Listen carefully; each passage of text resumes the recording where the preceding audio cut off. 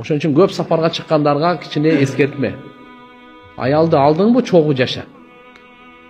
Кетип калып, Москва, Россияда жүрө берип, 2 жыл, 3 жыл буну таштап коюп, акыл барбы?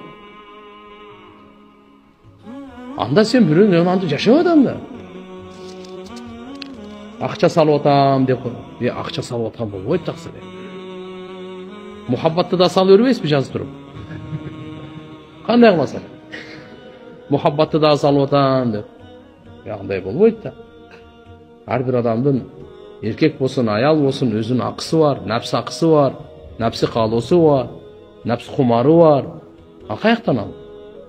Ашы айтылат, 4 ай, эң максимум 6 ай деп айтам. Командировкага чыга турган болсо да.